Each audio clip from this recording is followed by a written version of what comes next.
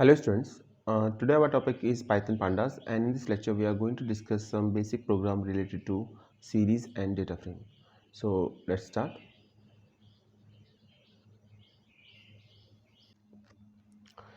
Students अभी तक हम प्रोग्राम टोटल 6 प्रोग्राम कर चुके हैं प्रैक्टिकल फाइल के, और ये प्रोग्राम नंबर 7 है। जो अभी तक 6 प्रोग्राम किए थे बेसिकली वो सभी पाइथन पांडास की सीरीज़ और डेटा फ्रेम क्रिएशन से रिलेटेड थे। एक हमने सीरीज़ का कंपैरिजन भी किया था लास्ट, जो हमारा प्रोग्राम था प्रोग्राम नंबर 6, और ये है प्रोग्राम नंबर 7। तो प्रोग्राम नंबर 7 में क्या करना है आपको, लिखा हुआ write a pandas program to add, subtract, multiply and divide two pandas series. हमारे पास 2 पांडास सीरीज है, हमें उन दोनों को ऐड, सब्ट्रैक्ट, मल्टीप्लाई और डिवाइड करना है।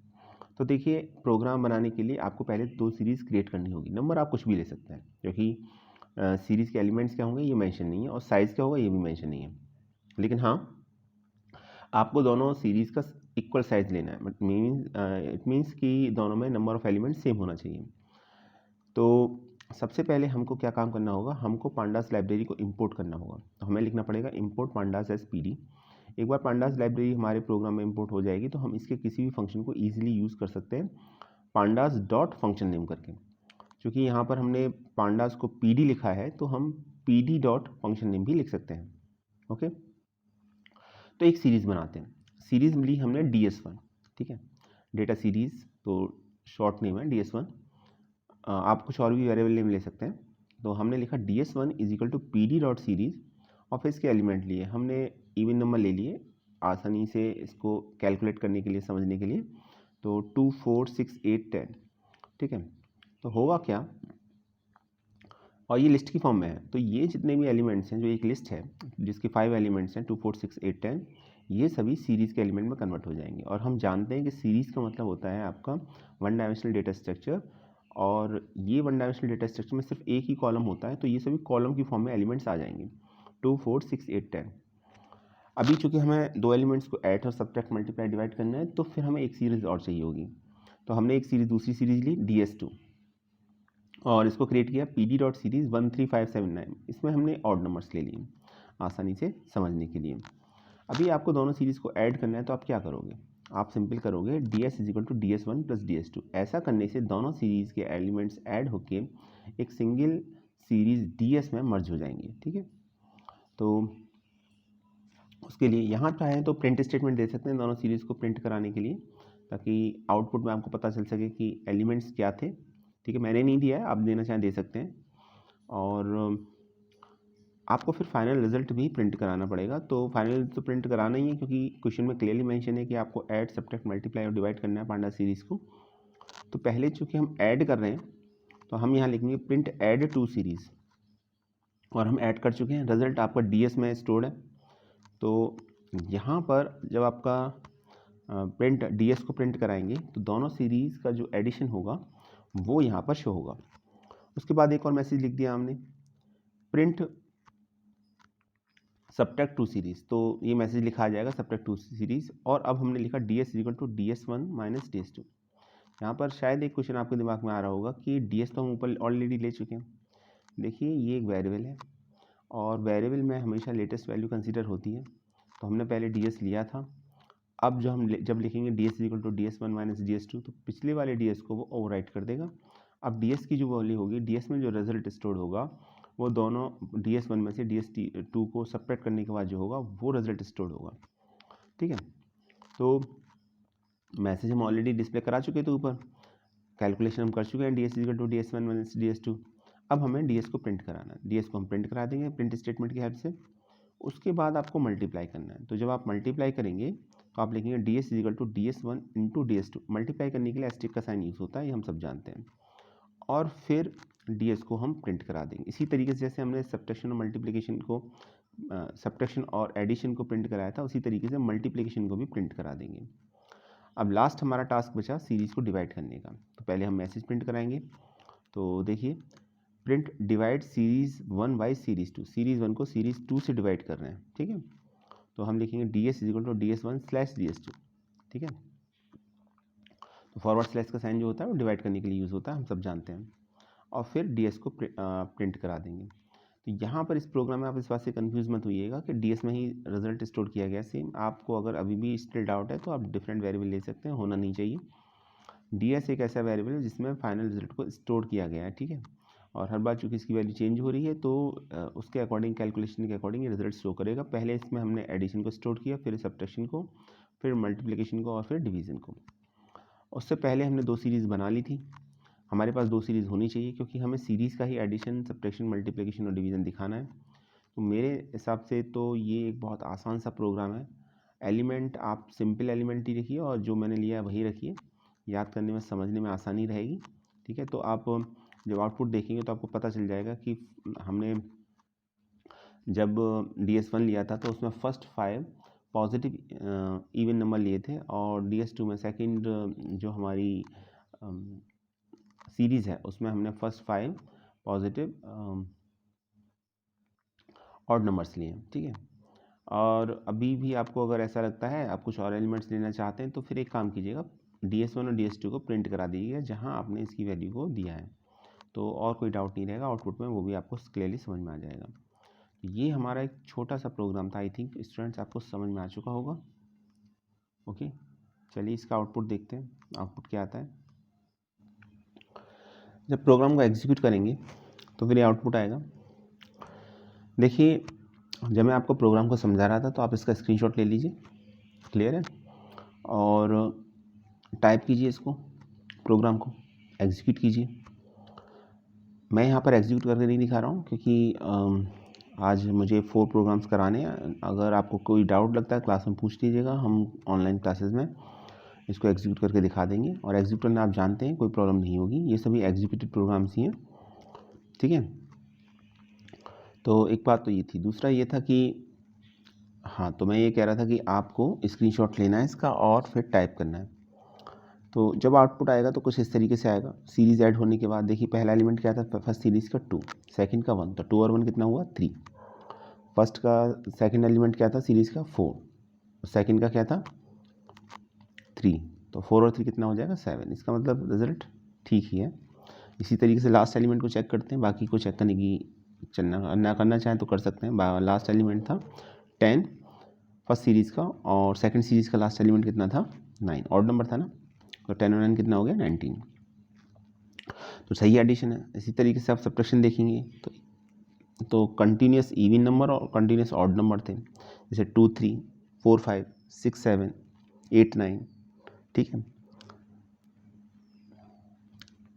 2 3 4 5 6 7 8 9 10 11, तो सब्ट्रैक्ट करेंगे तो 1 ही आएगा ऑब्वियसली।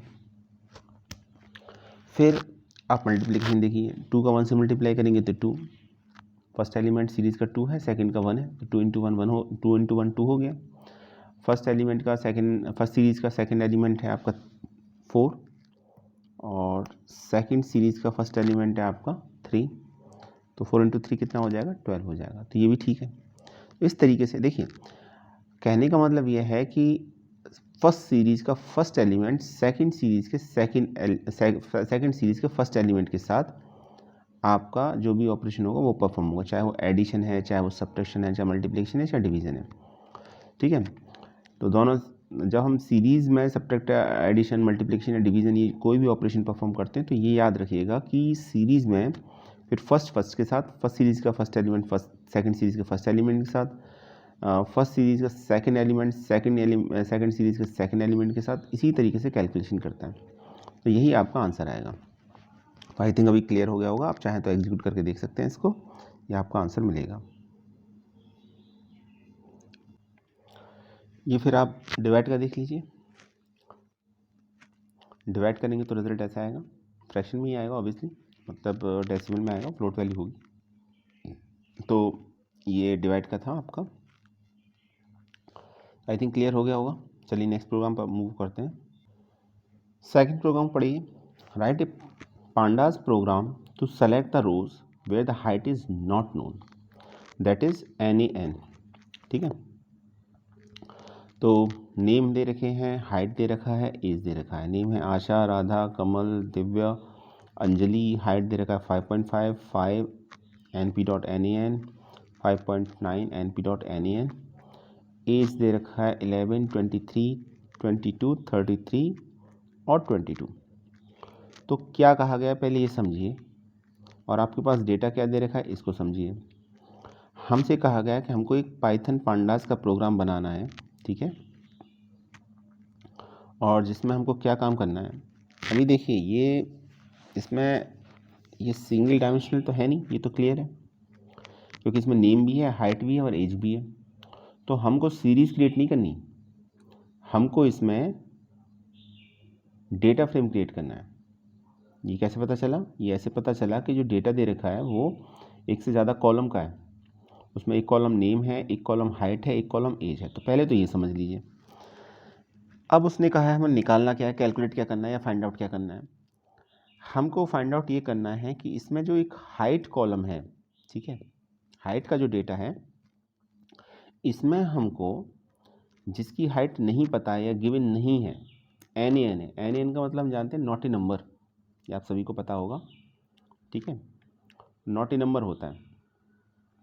तो हमें पता करना है कि कौन कौन से स्टूडेंट ऐसे हैं जिनकी हाइट दी गई नहीं है, ठीक है, तो वो हमको पता करना है। एज भी दे रखी है। तो अभी आपने डेटा में देखा होगा जहाँ हाइट लिखा है वहाँ np.nan लिखा है। np हम जानते हैं नंपाई को रिप्रेजेंट करता है। तो nan जो वैल्यू है अगर हमें डिफाइन करनी है डेटा फ्रेम के अंदर, तो हमें np.nan लिखना पड़ेगा और उससे पहले पाइथन लाइब्रेरी को इंपोर्ट करना होगा और उसको नेम देना होगा np, यानी हमें लिखना पड़ेगा import numpy as np। और फिर जब हम हाइट इंसर्ट करेंगे तो जहाँ हमको हाइट इंसर्ट नहीं करनी है वहाँ हम np.nan लिखेंगे। क्लियर हो गया? तो दो बातें यहाँ क्लियर हुई, बल्कि तीन बातें बता देता हूँ आपको। पहला तो ये कि हमें एक डेटा फ्रेम क्रिएट करना है। ये हमने कैसे पता लगाया?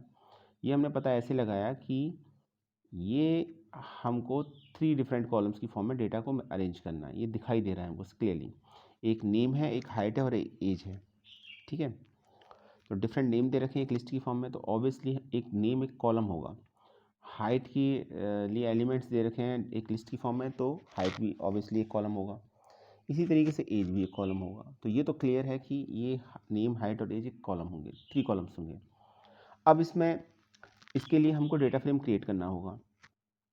डेटा फ्रेम क्रिएट करने के बाद सेकंड स्टेप ये होगा कि हमको इसके अंदर जब हम वैल्यू इंसर्ट करेंगे ऑब्वियसली, तो दूसरी इंपॉर्टेंट बात इसके अंदर ही हमने नोटिस की कि हाइट में कुछ स्टूडेंट्स की हाइट गिवन नहीं है, np.nan दे रखा है, तो हमें उसके लिए numpy लाइब्रेरी को इंपोर्ट करना पड़ेगा। np numpy को रिप्रेजेंट कर रहा है, nn का मतलब नॉट ए नंबर, कोई वैल्यू फाइंड आउट नहीं हुई। और थर्ड कॉलम आपका एज है ही। तो दो बातें हुई इसके अंदर, पहले 2 लाइब्रेरी इंपोर्ट करनी पड़ेंगी, एक तो पांडास और दूसरी numpy। तो हमने लिखा कोड में इंपोर्ट पांडास एज pd और इंपोर्ट numpy एज np। अब pd से जाना जाएगा पांडास को और np से जाना जाएगा numpy को। तो जहाँ कहीं भी हमें इसके किसी भी फंक्शन को एक्सेस करना है, किसी भी एट्रीब्यूट को एक्सेस करना है, तो हम वहाँ pd या np लिखेंगे, ठीक। तो पहले क्या काम करेंगे? पहले काम ये करेंगे कि हम एक डिक्शनरी बनाएंगे।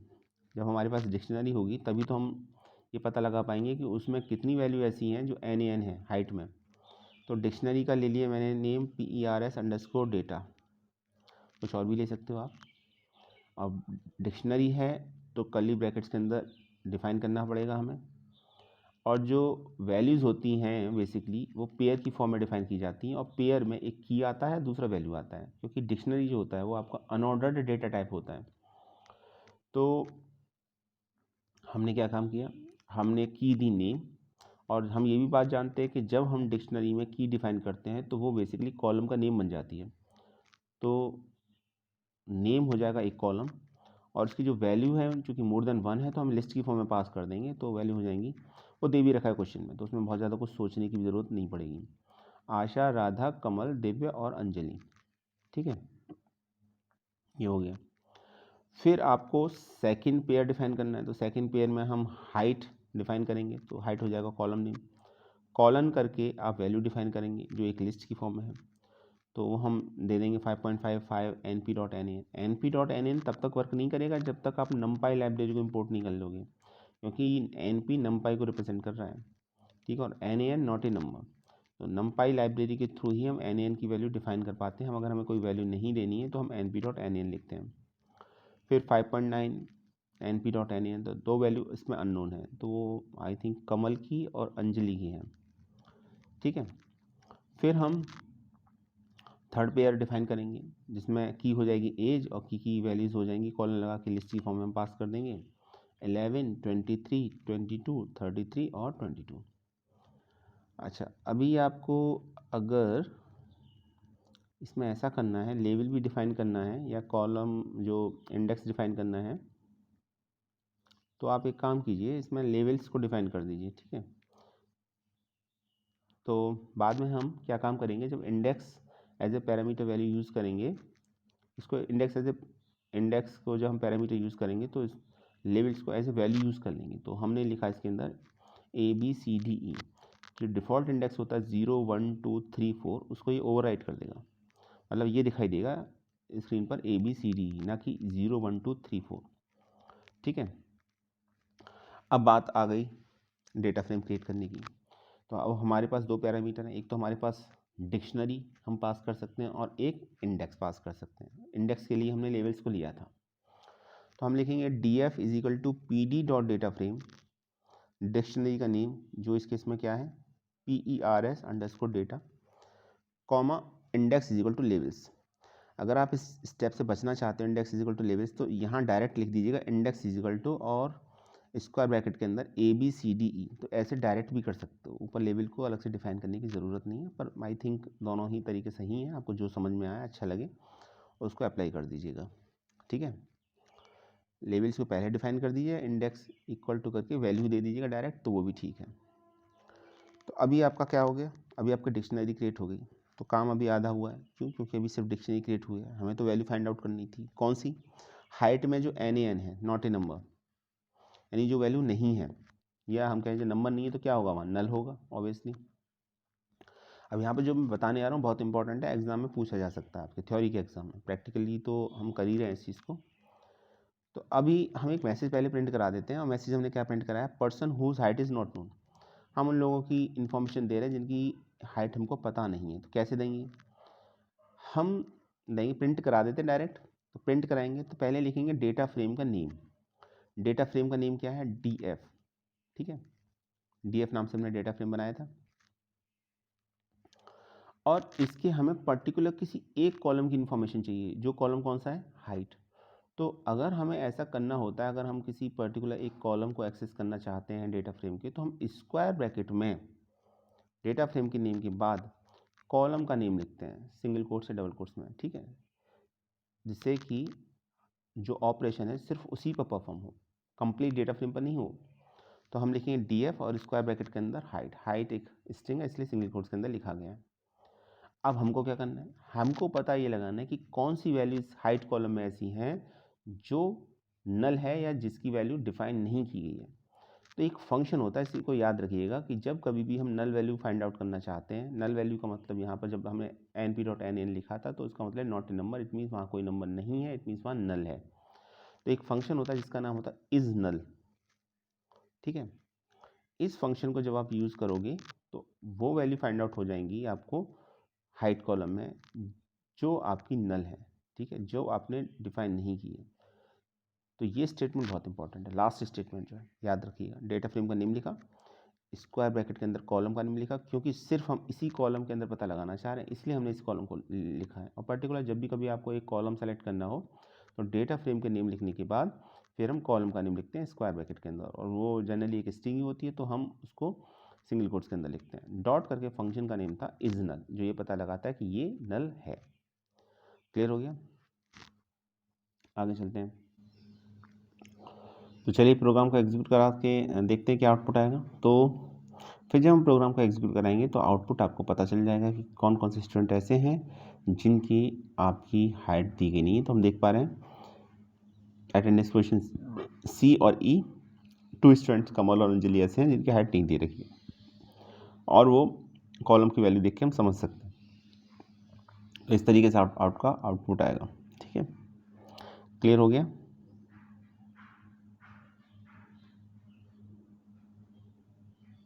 डेटा फ्रेम प्रिंट हुआ है और हमने इसमें कंडीशन लगाई थी हाइट कॉलम पर जिसकी वैल्यू नल है, तो फिर डेटा फ्रेम हाइट की जो वैल्यू नल है उसके अकॉर्डिंग प्रिंट होगा। तो ये सिर्फ 2 वैल्यू ही निकल के आती है यहाँ पर।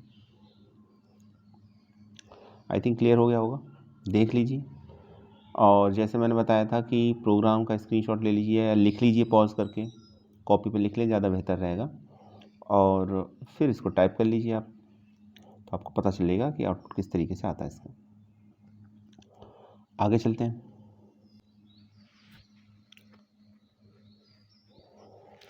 प्रोग्राम है write a panda program to read marks detail of Deepali and calculate sum of all marks. तो पांडास का प्रोग्राम है और इसमें हमें क्या काम करना है, हमें बताया गया है कि to read marks details of Deepali, Deepali के मार्क्स को रीड करना है और हमें उसके सम ऑफ मार्क्स निकालना है। ठीक है, तो ये काम करना है। तो उसके लिए आपको क्या काम करना पड़ेगा, एक डेटा फ्रेम प्रिपेयर करना पड़ेगा। देखिए, अभी मैंने ये क्यों कहा डेटा फ्रेम प्रिपेयर करना पड़ेगा, क्योंकि सब्जेक्ट्स जो होंगे वो अलग अलग होंगे और उनकी वैल्यूज़ भी अलग अलग होंगी। ठीक है, तो आप एक काम कीजिएगा, आप पहले एक डेटा फ्रेम प्रिपेयर कर लीजिए और उस डेटा फ्रेम में 2 कॉलम्स लेंगे हम, एक तो सब्जेक्ट का और एक मार्क्स का। तो जब सब्जेक्ट और मार्क्स का कॉलम लेंगे तो फिर हम मार्क्स पर ऑपरेशन परफॉर्म करेंगे, किसका, सम का, क्योंकि हमें सम ऑफ मार्क्स निकालना है यहाँ पर। एक तो बात ये थी। दूसरी इसके अंदर हमको काम करना पड़ेगा कि हमें अब यहाँ पर ये है कि ठीक है हमें डेटा फ्रेम प्रिपेयर करना है। तो डेटा फ्रेम, देखिए अभी आप तो ये बात समझ में आ चुकी होगी, मैंने पहले ही बताया था डेटा फ्रेम क्रिएशन करते समय कि डेटा फ्रेम आप क्रिएट कीजिए तो सबसे अच्छा तरीका ये होता है कि आप डिक्शनरी की हेल्प से प्रिपेयर कीजिए।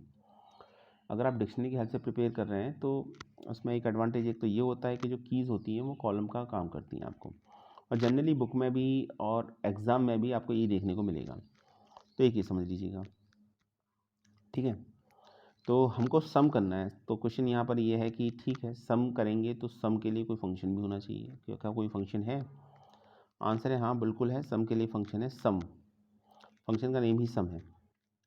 ठीक, तो वो हम यूज़ करेंगे। तो पांडास लाइब्रेरी को इंपोर्ट कर लिया। ठीक है, उसके बाद आपने आपको एक डिक्शनरी क्रिएट करनी है और डिक्शनरी में हम क्या काम करेंगे, हम 2 कॉलम बनाएंगे। एक कॉलम का नेम लेंगे दीपाली, जिसमें दीपाली के सब्जेक्ट्स होंगे। आप यहाँ सब्जेक्ट्स भी लिख सकते हो, पर नेम चूँकि दे रखा है क्वेश्चन में, स्पेशली अलग से मेंशन कर रखा है कि दीपाली के ही ये मार्क्स हैं, तो आप कॉलम का नेम दीपाली ले लीजिए। ठीक है, या दीपाली अंडरस्कोर सब्जेक्ट ले लीजिए, ज़्यादा बेहतर रहेगा। और फिर कॉलन करके हमने इसके डिफरेंट सब्जेक्ट्स ले दिए। 5 सब्जेक्ट्स होते हैं आपके, 5 सब्जेक्ट्स होते हैं आपके। तो physics, chemistry, English, maths, computer science. ठीक है, अब आप इसमें कुछ भी ले सकते हो। आप ये नहीं कि आईपी लिखना चाह रहे हो आईपी लिख दीजिए, बायो लिखना चाह रहे हो मैथ की जगह बायो लिख दीजिए, जैसा भी आपका ठीक है वो लिख दीजिए, उसका कोई मेंशन नहीं कर रखा क्वेश्चन में। 5 सब्जेक्ट लीजिएगा, 6 सब्जेक्ट भी ले सकते हैं, फिर हमें मार्क्स 6 सब्जेक्ट के ऐड करने पड़ेंगे। तो जनरली 12th में 5 सब्जेक्ट्स होते हैं, तो इसलिए 5 लिया गया है। और पीसीएम के सब्जेक्ट्स ही लिए गए हैं, फिजिक्स, केमिस्ट्री, मैथ जिसमें होता है, और एक लैंग्वेज होती है इंग्लिश, और एक ऑप्शनल सब्जेक्ट कंप्यूटर साइंस या आईपी या फिर फिजिकल एजुकेशन। तो ये हो गया, सब्जेक्ट का नेम ले लिया हमने। तो हमारा क्या हुआ, देखिए चूँकि हमने डिक्शनरी बनाई है तो डिक्शनरी के बारे में आपको पता ही है कि जब हम डिक्शनरी बनाते हैं तो कर्ली ब्रैकेट्स के अंदर डिक्शनरी के एलिमेंट्स को मेंशन करते हैं, और एलिमेंट्स हमेशा पेयर की फॉर्म में मेंशन होते हैं। एक एलिमेंट में की आती है और की के रिगार्डिंग वैल्यू आती है। वैल्यू एक से ज़्यादा लेने हैं तो हम वैल्यू लिस्ट की फॉर्म में पास करते हैं, और की और वैल्यू को हम कॉलन से सेपरेट करते हैं। ठीक है, की जो होती है वो इमिटेबल डेटा टाइप होती है हमेशा। ये डिक्शनरी की बातें में कुछ बहुत इंपॉर्टेंट पॉइंट्स हैं, आपको अगर डिक्शनरी में कोई डाउट है, कोई कन्फ्यूज़न है, तो मैं रिकमेंड करूँगा कि एक बार फिर से आप 11th के बुक में जाइए, जो सुमिता अरोड़ा की बुक है, और ये आप डिक्शनरी का कॉन्सेप्ट एक बार और ढंग से पढ़ लीजिएगा, क्योंकि ये बार बार यूज़ होगा, हर बार यूज़ होगा आपको पूरे डेटा फ्रेम में, through out the data frame, और वहाँ आपको कोई डाउट नहीं होना चाहिए। तो सब्जेक्ट 5 सब्जेक्ट्स हैं, तो 5 सब्जेक्ट एक लिस्ट की फॉर्म में हमने पास कर दिए। वो सब्जेक्ट है physics, chemistry, English, math, computer science, और सबकी सब स्ट्रिंग है, तो सिंगल कोट्स के अंदर हमने वैल्यू दे दी। उसके बाद सेकंड कॉलम हमको बनाना होगा। किसका बनाना होगा? मार्क्स का बना देते हैं हम। तो हम लिखेंगे मार्क्स एज ए की, ठीक है। सेकंड, अब इसमें एलिमेंट स्टार्ट हो जाएगा, तो की वैल्यू का कॉम्बिनेशन होता है, तो कॉमा लगा के पहले हम की मेंशन करेंगे, की हो जाएगी मार्क्स, जो एक स्ट्रिंग है, स्ट्रिंग इम्यूटेबल डेटा टाइप है। फिर कॉलन करेंगे, और कॉलन लगाने के बाद फिर हम इसकी डिफरेंट वैल्यूज़ को देंगे। डिफरेंट वैल्यूज़ कौन सी हो जाएंगी? 89, 99, 97, 99 और 98, ये डिफरेंट वैल्यूज़ हो गई इसकी। लिस्ट की फॉर्म में हमने पास कर दिया, और फिर कर्ली ब्रैकेट को बंद कर देंगे, क्लोज कर दिया हमने। तो ये डिफरेंट एलिमेंट्स हो गए आपके। अभी क्या काम करेंगे हम? अब हम डेटा फ्रेम को लिखेंगे, प्रिंट करा देंगे, क्योंकि हमारा डिक्शनरी तो बन गया। अब डिक्शनरी बनने से काम नहीं चलेगा। डिक्शनरी का मकसद सिर्फ इतना था कि हम एक डेटा फ्रेम क्रिएट कर सकें with the help of dictionary. तो डिक्शनरी बन गई, जिसके अंदर अभी आपके 2 की थी, एक तो दीपाली और एक मार्क्स, और हमने जो वैल्यूज़ थी दीपाली में, जो वैल्यूज़ दी हैं वो हमने उसके सब्जेक्ट्स दिए हैं, और उस मार्क्स में हमने उसके मार्क्स दिए हैं, ठीक है। तो अब हमको डेटा फ्रेम क्रिएट करना है, तो हम कैसे डेटा फ्रेम क्रिएट करेंगे? डेटा फ्रेम क्रिएट करने के लिए हम क्या काम करेंगे? हम लिखेंगे D F is equal to P D dot data frame. P D data pandas library को रिप्रेजेंट कर रहा है, यहाँ पर डॉट डेटा फ्रेम फंक्शन का नेम है, और पैरेंथेसिस के अंदर जो पैरामीटर वैल्यू पास किया वो डिक्शनरी है, डिक्शनरी का नेम डेटा है। तो अब हमारी डिक्शनरी बन गई, जिसके अंदर हमारे 2 कॉलम होंगे। कौन कौन से? एक होगा हमारा दीपाली का कॉलम, जिसमें उसके सब्जेक्ट्स होंगे, और दूसरा होगा हमारा मार्क्स का कॉलम। यहाँ आप एक काम और कर सकते हो। देखिए, ये मैंने आपको पहले ही बताया था, मैं एक बार फिर बता देता हूँ आपको, कि जब हम डिक्शनरी की हेल्प से डेटा फ्रेम क्रिएट करते हैं, तो जो रिज़ल्ट होता है, उस रिज़ल्ट में कॉलम आगे पीछे हो सकते हैं, ऑर्डर चेंज हो सकता है कॉलम का। अगर आप कॉलम का ऑर्डर फिक्स करना चाहते हैं, डेटा चेंज नहीं होगा, उसकी कोई टेंशन नहीं है, लेकिन कॉलम आगे पीछे होंगे। हो सकता है दीपाली का कॉलम बाद में आए, मार्क्स का पहले आ जाए, उससे कोई खास फर्क नहीं पड़ता, खास तौर से अगर इस प्रोग्राम की बात करें, इसलिए मैंने इसमें कॉलम पैरामीटर यूज़ भी नहीं किया है। लेकिन अगर आप चाहते हैं कि पर्टिकुलर उसी ऑर्डर में आपके कॉलम रिप्रेजेंट हों, पहले दीपाली आए, Deepali as a column name आए, फिर उसके बाद आपका सब्जेक्ट वाला है, तो आप कॉलम पैरामीटर को यूज़ कीजिए, और कॉलम पैरामीटर में यूज़ करके लिस्ट की फॉर्म में उन कॉलम्स के नेम लिख दीजिए जो आप रिप्रेजेंट करना चाह रहे हैं। इसमें एक बात मैं यहाँ पर और बता दूं, कि अगर ऐसा होता है कि कोई कॉलम आप ऐसा मेंशन करते हैं जो की है ही नहीं, ठीक है, तो उसके रिगार्डिंग वैल्यू NaN शो होती है।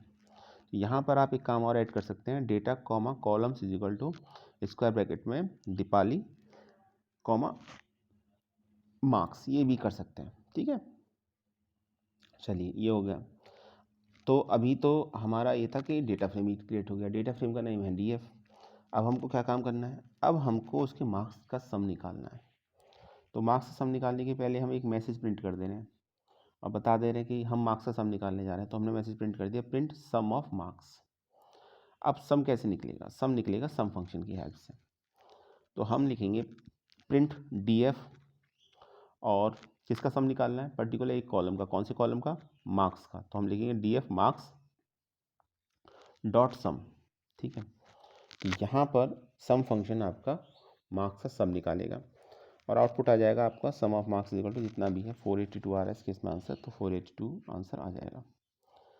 तो ये कुछ इस तरीके से आंसर आएगा आपका।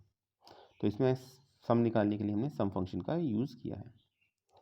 क्लियर? ओके, इस तरीके से आंसर आएगा आपका। तो स्टूडेंट्स, आज के लिए इतना ही। ये 3 प्रोग्राम्स हमने किए। प्रैक्टिकल फाइल में इसी सीक्वेंस के अंदर कर लीजिएगा, और एग्जीक्यूट करके ज़रूर देखिएगा, जब तक एग्जीक्यूट नहीं करेंगे तब तक डाउट बना रहेगा आपको भी। प्रोग्राम मैंने बता दिया है, नोट डाउन कर लीजिएगा वीडियो पॉज करके जहाँ मैंने समझाना स्टार्ट किया है, और फिर एग्जीक्यूट कर लीजिएगा या स्क्रीनशॉट लेके भी कर सकते हो। तो नेक्स्ट प्रोग्राम में हम मिलेंगे, और अगर किसी प्रोग्राम में प्रॉब्लम आती है तो आप बता सकते हैं, हम एग्जीक्यूट करके भी दिखा देंगे अगर आपसे एग्जीक्यूट नहीं हो रहा है तो। Okay, so thanks for watching this video.